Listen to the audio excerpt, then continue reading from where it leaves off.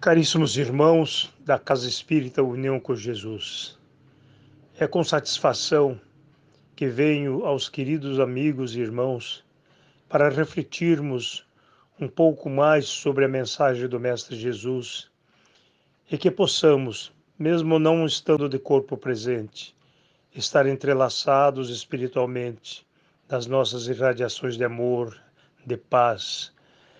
Estamos atravessando momentos um tanto difíceis para as nossas ponderações, as nossas considerações, refletindo sempre à luz da doutrina espírita, na mensagem do nosso Mestre Jesus.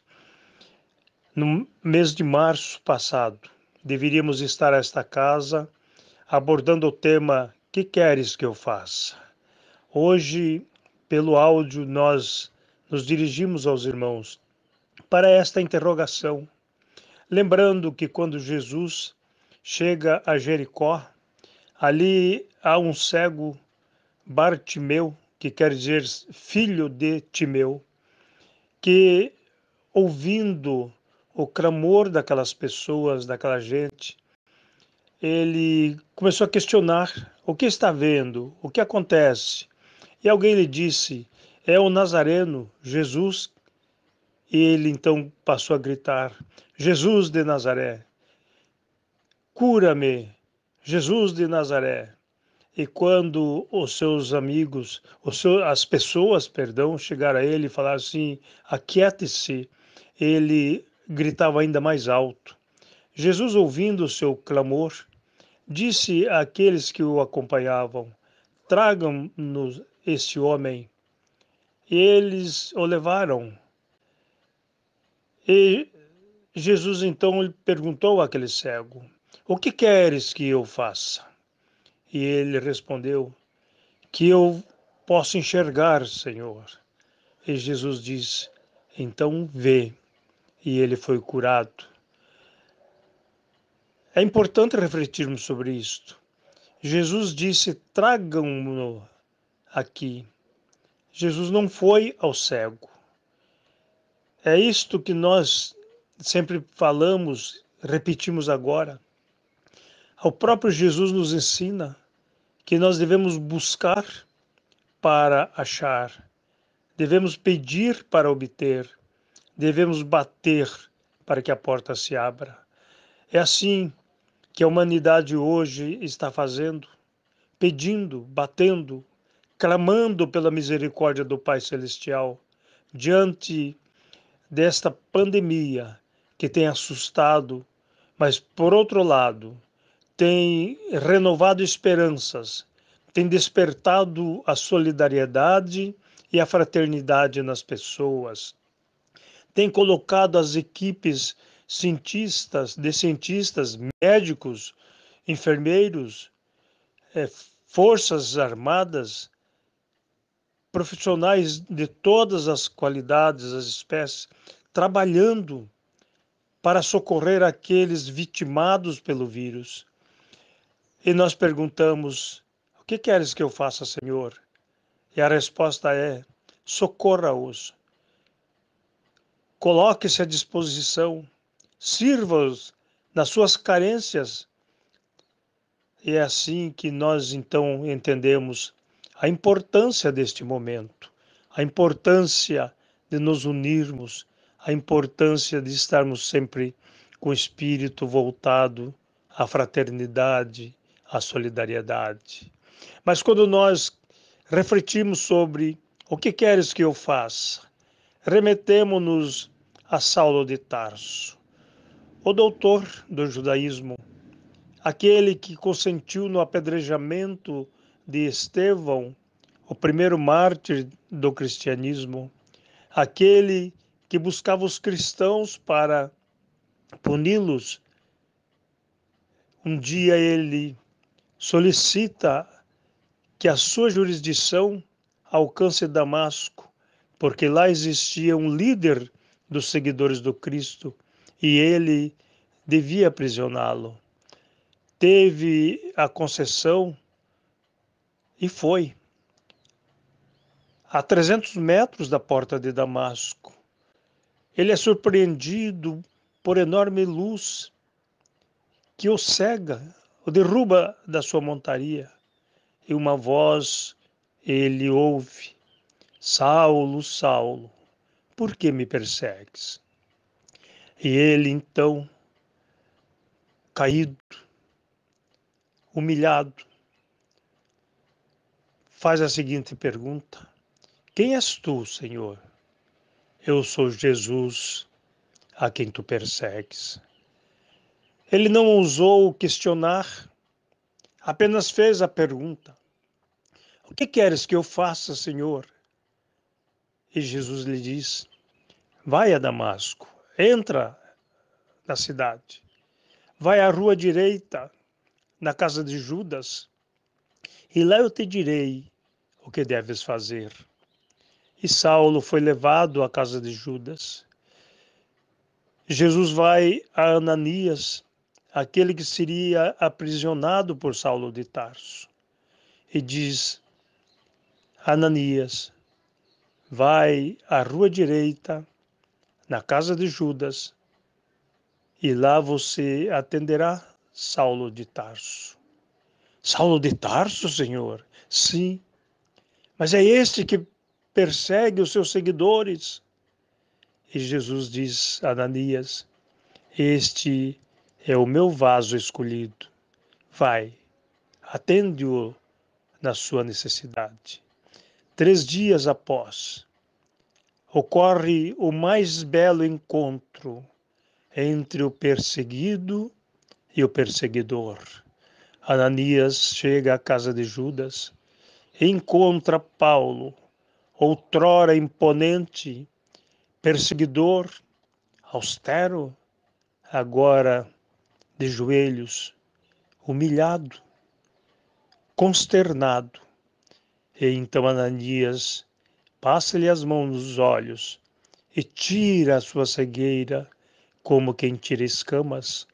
É verdade que este tirar a cegueira pode ser apenas o símbolo, porque não é a cegueira física que ele naquele momento retira, mas a cegueira espiritual.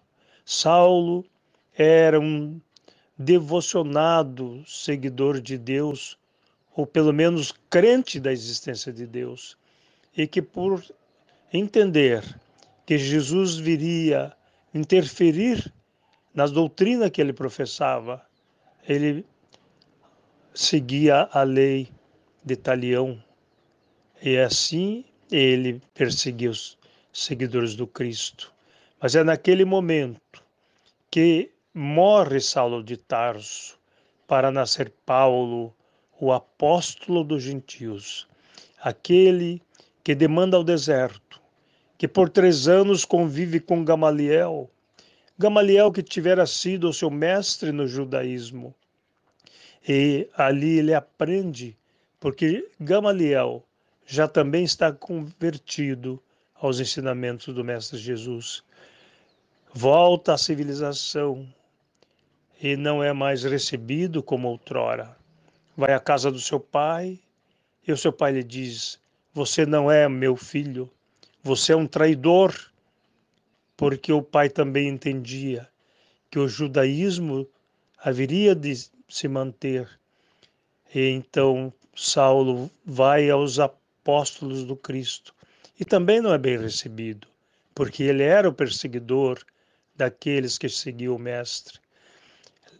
Por mais um tempo, ele sofre as consequências. Quer falar de Jesus, porém a sua voz se embarga.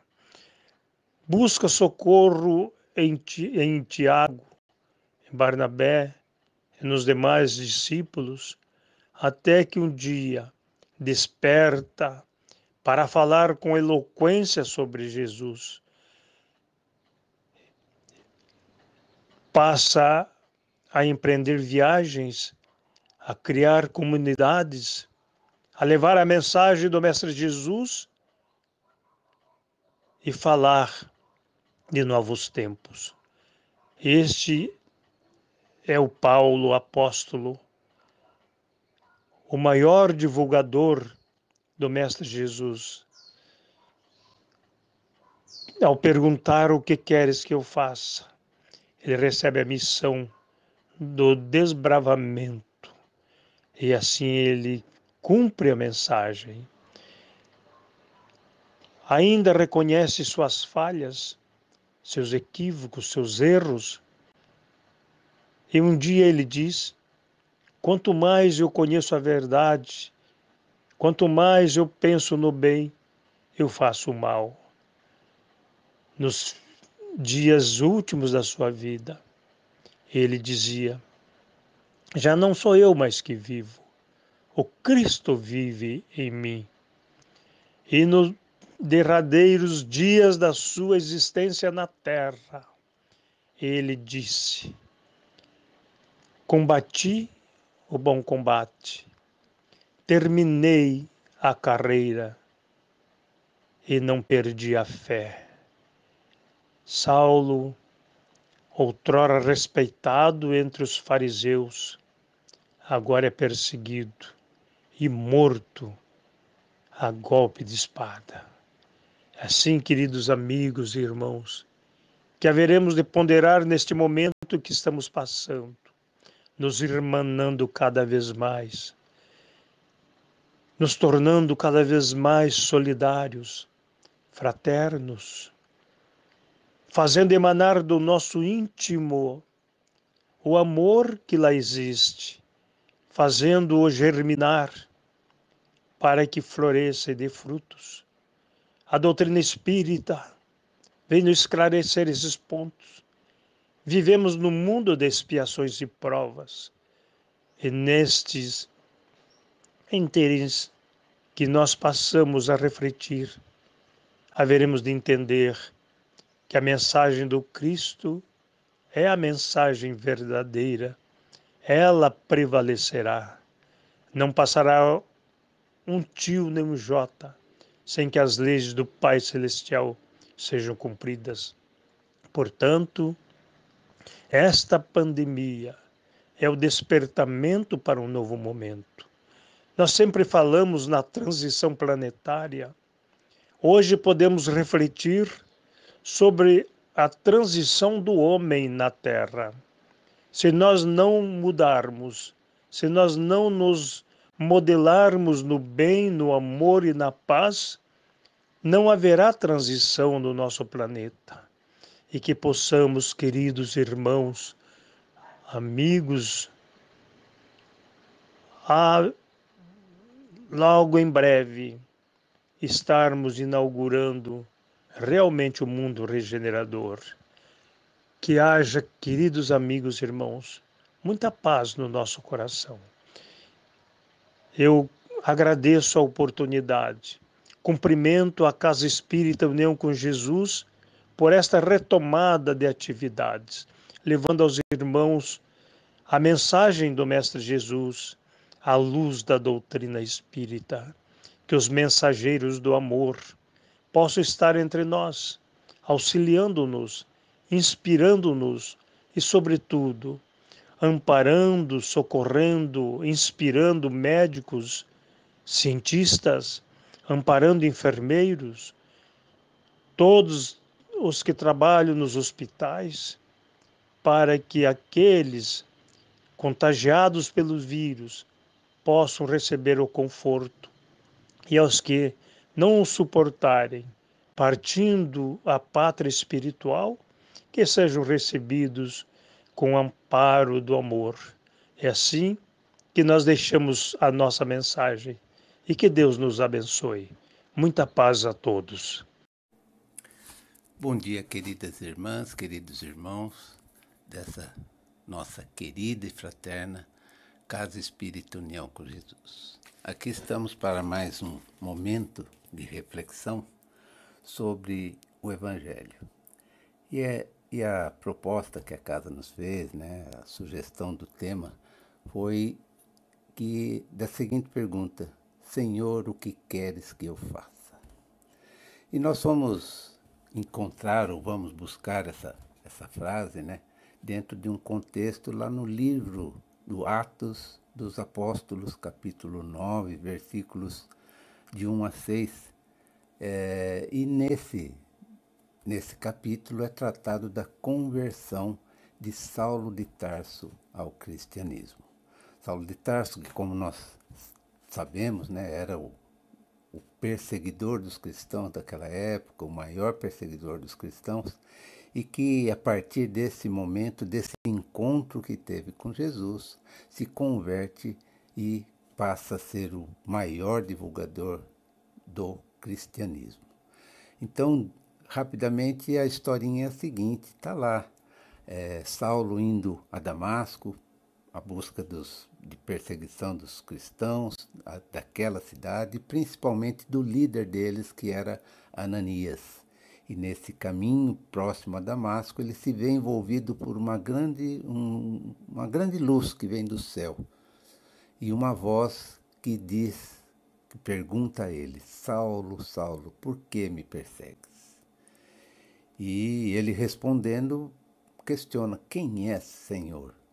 E a resposta que Jesus lhe dá, eu sou Jesus a quem tu persegues.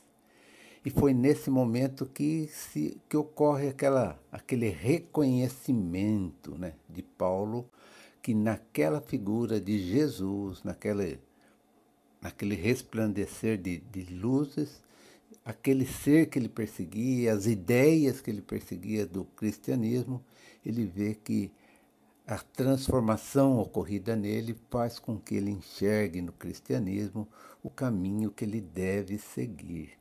E ele então pergunta, atônito, né, ao Senhor, Senhor, o que queres que eu faça? E aí a história continua, né? Foi levado a Damasco, ficou na casa de Ananias, que, por sinal, foi o que acolheu Paulo, acolheu Saulo e que possibilitou que ele encontrasse nesse amor ao cristianismo o sentido para a sua vida. Então a gente vai vendo que nessa passagem, né, a gente busca uma reflexão, né? Imaginemos-nos nessa situação, na situação de Paulo, né? Recebendo essa luz, encontrando Jesus. E se fizéssemos a ele essa pergunta, Senhor, o que queres que eu faça? E aí a gente vai vendo que o estudo que a gente faz do Espiritismo, do Evangelho, nos conduz para o caminho que Jesus quer de todos nós. Né? Não exige grandes sacrifícios, não exige nada de que nós não possamos fazer. Jesus não nos dá um fardo maior do que aquele que nós podemos carregar. Mas Ele quer de nós o nosso comprometimento com o desenvolvimento do nosso espírito. Talvez se a pergunta fosse, ou a resposta que Jesus nos desse fosse muito simples, né? Olha, o que eu quero que você seja mais amoroso, que seja mais tolerante, que seja mais compreensivo, paciente com os seus irmãos, com aqueles que estão próximos.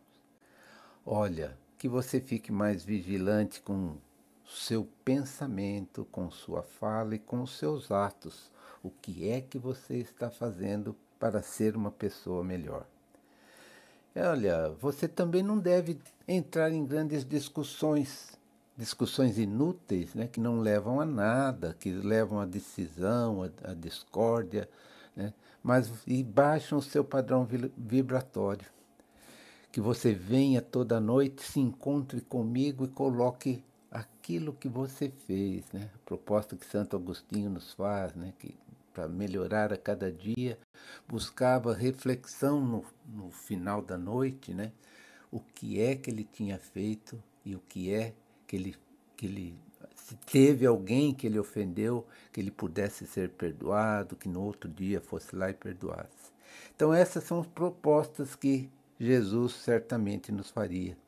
E a gente vai ver que tudo isso ele condensa, né? O Evangelho condensa em pontos importantes para a nossa reflexão, e que são os ensinamentos de Jesus. Né? Quando questionado sobre qual seria o maior mandamento, Jesus responde, né?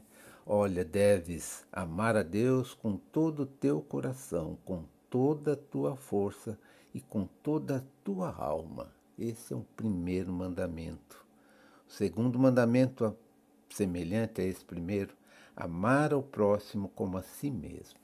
Então vejam que nesses 3 pontos Jesus nos chama a atenção e a sua proposta para nós, para todos nós, para o nosso crescimento é de amar a Deus, amar ao próximo e amar a si mesmo. E Jesus continua, ele nos ensina como é que nós vamos fazer isso, como é que nós devemos amar a Deus, como é que nós devemos amar ao próximo, como é que nós devemos amar a nós mesmos, né? Não exige que façamos uma profissão de fé, que estejamos em uma igreja, ou que estejamos em qualquer templo onde se busca o encontro com Jesus. Nós devemos estar no nosso dia a dia, no nosso trabalho diário, né, nos nossos relacionamentos, buscando essa proximidade com o Cristo. Então ele vem e nos ensina, olha, uma regra de ouro. Faça ao próximo o que gostaria que te fosse feito. Então, quando nós estamos buscando amar o nosso próximo, né?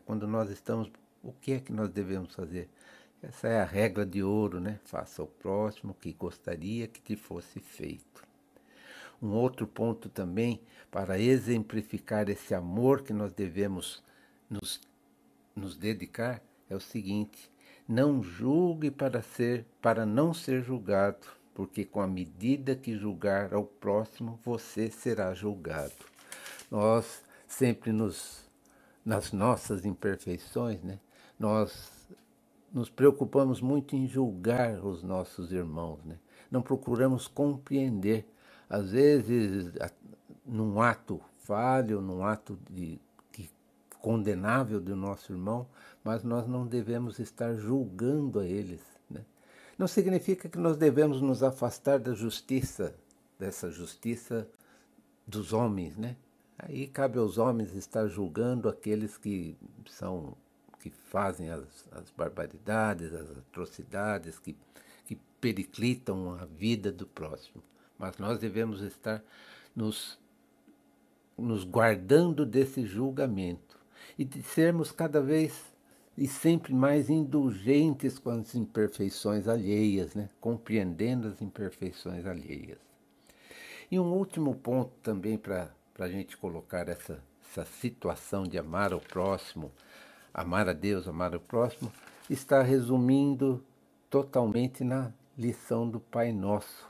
E a gente vai buscar um ponto que a gente julga muito importante, né? Analisando nessa oração do Pai Nosso, que é aquele que chama atenção para perdoai, onde nós, né, pedimos ao Mestre, né? Perdoai as nossas ofensas, assim como perdoamos a quem nos tem ofendido. Então, queridas irmãs, queridos irmãos, o que é que nós devemos estar buscando agora? É fazer essa reflexão. Se estamos diante do Cristo, se estivermos diante do Cristo, se nos colocarmos na posição de servos e aprendizes do teu Evangelho. Senhor, o que queres que eu faça? E aí nós já temos o caminho, nós já sabemos o que é para ser feito. Se não estamos fazendo ainda, é porque ainda somos imperfeitos. Mas o Espiritismo nos chama a atenção que nessa missão de evolução, de que nós fomos chamados e fomos colocados nessa vida, nós devemos estar sempre buscando o nosso aperfeiçoamento. Que o Cristo possa estar conosco, hoje e sempre, nos amparando e nos protegendo. Bom dia a todos, bom dia a todas. Quero agradecer pela oportunidade de estar aqui nessa manhã de domingo falando com todos vocês. Agradecer ao convite que me foi feito pela diretoria dessa casa, na pessoa da doutora Márcia. Eu fiquei muito agradecido porque é sempre uma oportunidade, é sempre que a gente convocado para falar alguma coisa, para fazer alguma reflexão, é um momento de aprendizado conjunto, né? É um momento em que nós vamos aprender juntos sobre o tema que me foi solicitado. E o tema que ela me passou é uma pergunta: que queres que eu faça? E buscando no Evangelho, no Novo Testamento, a gente encontra duas passagens onde aparece essa pergunta.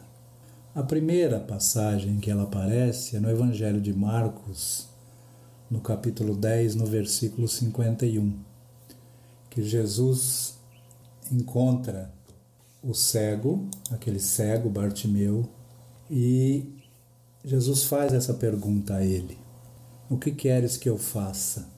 E ele responde que ele quer que lhe seja devolvida a visão. Então ele é muito afirmativo, ele é muito taxativo nessa resposta. E sobre essa passagem, Emmanuel, na psicografia de Chico Xavier, no livro Fonte Viva, tem um capítulo, o capítulo 89, com o título Em Nossa Marcha. Ele faz uma consideração, um comentário muito interessante que vale a pena a gente ler.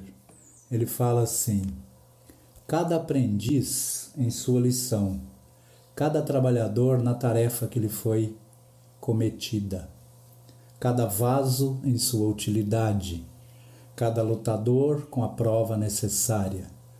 Assim, cada um de nós tem o testemunho individual no caminho da vida. Por vezes falhamos aos compromissos assumidos e nos endividamos infinitamente no serviço reparador. Todavia, clamamos pela misericórdia do Senhor, rogando-lhe compaixão e socorro. A pergunta endereçada pelo mestre ao cego de Jericó é, porém, bastante expressiva: que queres que eu faça?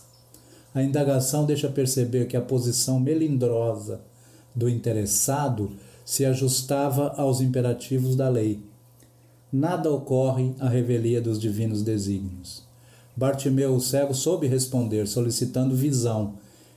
Entretanto, quanta gente roga o acesso à presença do Salvador e, quando por ele é interpelada, responde em prejuízo próprio. Então, essa consideração é muito interessante, essa consideração do Emmanuel. Ele fala ainda: lembremos-nos de que por muitas vezes perdemos a casa terrestre a fim de aprendermos o caminho da casa celeste. Essa é a passagem onde aparece essa pergunta no Evangelho de Marcos. A outra passagem que aparece a pergunta: Senhor, o que queres que eu faça? É nos Atos dos Apóstolos, no capítulo 22, versículos 6 a 10, que é narrado assim pelo próprio Paulo de Tarso. Aconteceu, porém, que quando caminhava e ia perto de Damasco, pelo meio-dia, de repente o céu brilhou ao meu redor uma grande luz. Caí por terra e ouvi uma voz que me dizia: Saulo, Saulo, por que me persegues? Eu respondi: quem és tu, Senhor? Disse-me: eu sou Jesus, o Nazareno a quem tu persegues. E os que estavam comigo viram em verdade a luz, mas não entenderam a voz daquele que falava comigo. Então disse eu: Senhor, que queres que eu faça? E o Senhor me disse: levanta-te, vai a Damasco, onde te dirá tudo que te é ordenado fazer. Em Damasco, o Saulo ainda encontrou Ananias. O Ananias restituiu a visão dele e levou ele ao encontro do seu destino. É claro que nem todos nós somos chamados dessa maneira, com esse arrebatamento, provocando a cegueira, etc. Mas é claro também que nós não precisamos mais repetir a pergunta de Paulo a Jesus para abrir os nossos olhos. Nós precisamos sim nos transformar de Saulo para Paulo, arrancando dentro de nós a luz da consciência, do novo ser, daquela renovação que nós falamos sempre. Mas não precisamos perguntar ao Cristo o que fazer. A nossa tarefa está claramente diante de nós. Emmanuel fala de novo, no mesmo livro Fonte Viva, ele comenta também sobre essa passagem, dizendo: se foste chamado à fé, não recorras ao divino orientador suplicando privilégios e benefícios que justifiquem a tua permanência na estagnação espiritual. Procuremos com o Senhor o serviço que a sua infinita bondade nos reserva e caminhemos vitoriosos para a sublime renovação. Mas, se alguém ainda insistir e quiser fazer essa pergunta, se algum de nós insistir em perguntar: Senhor, o que queres que eu faça? Nós podemos, no mesmo Evangelho, nas mesmas palavras de Jesus, encontrar as respostas. Por exemplo, ele pode nos responder: não conheces os mandamentos? Como ele respondeu para o jovem rico: não matarás, não furtarás, não dirá falso testemunho, e assim por diante. Ou então ele pode nos dizer: reconcilie-se com o seu adversário enquanto está a caminho com ele. Essa é uma outra resposta. Ou pode nos dizer: não sairás da prisão enquanto da prisão da carne, enquanto não pagar até o último cetil. É necessário nascer de novo para que conheças o reino do céu. São inúmeras as respostas, mas nesse momento pelo qual passamos, a solidariedade, a caridade é latente. As preocupações com os outros aumentaram e aumentaram de fato. Mas essas preocupações, essa caridade, essa solidariedade, ela está acontecendo no campo material. No momento como esse, nós temos que buscar resposta no Evangelho de Jesus, buscar orientação de onde e como podemos continuar praticando a caridade, como fazer isso à distância. No material, as pessoas estão sendo atendidas, mas não é só o material. E a questão espiritual, e a questão moral, e a questão psíquica das pessoas, né? Desse isolamento que leva a gente já, depois de 6 meses, leva as pessoas a uma certa desesperança, a um certo desespero. Então a gente pode divulgar boas notícias, a gente pode ligar para as pessoas, principalmente aquelas que vivem só, e são muitas, né? São muitos homens, muitas mulheres, muitos que vivem só, que moram sozinhos. A gente fala muito que tudo vai passar, que nós vamos voltar ao normal, que tudo vai voltar ao que era antes, mas nós não vamos voltar ao normal, porque agora nós passamos e nós estamos passando por um processo de mudança. E se nós estamos mudando, o normal vai ser diferente. Nós não vamos repetir, não podemos pelo menos repetir o que a gente vinha fazendo, da forma como vinha fazendo. Porque esses processos dolorosos são para a gente dar um salto de crescimento, um salto de aprendizado moral, para ser aplicado no mundo que está em construção, que nós estamos ajudando com a nossa pequena parte a construir.